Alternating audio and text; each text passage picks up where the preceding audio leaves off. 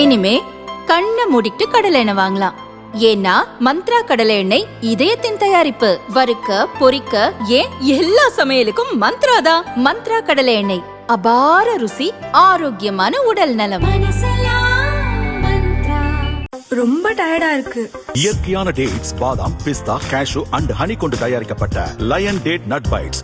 சென்னையில் திமுக அரசுக்கு எதிராக சமீபத்தில் தாவேக சார்பில் நடந்த ஆர்ப்பாட்டத்தில் அக்கட்சியின் தேர்தல் மேலாண்மை பொதுச் செயலர் ஆதவ் அர்ஜுனா பேசினார். ரஜினி அரசியலுக்கு வரவிருந்த சமயத்தில் திமுக அவரை மிரட்டியது.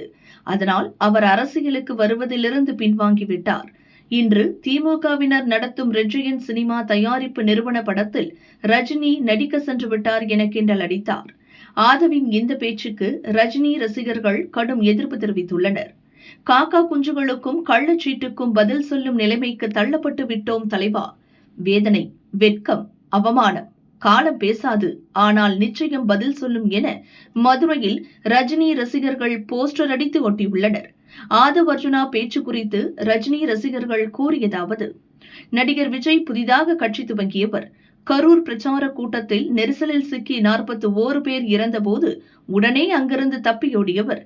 இறந்தவர்கள் குடும்பத்தினருக்கு ஆறுதல் சொல்ல கூட நேரில் செல்லாதவர்.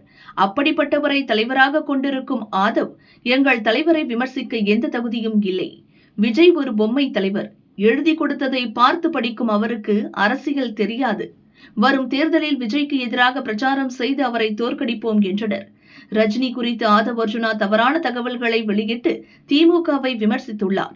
திமுகவை விமர்சிப்பதில் எங்களுக்கு எந்த ஆட்சேபனையும் கிடையாது. இனி ரஜினி குறித்து தவறான தகவல்களை வெளியிட்டால் பதிலடி கொடுப்போம் என தென்மண்டல ரஜினி மன்ற முன்னாள் நிர்வாகி பிரான்சிஸ் பாஸ்டின் கூறினார். ஆதவ் அர்ஜுனாவின் இந்த பேச்சால் ஒட்டுமொத்த ரஜினி ரசிகர்களும் தாவேகாவுக்கு எதிராக திரும்பியுள்ளனர்.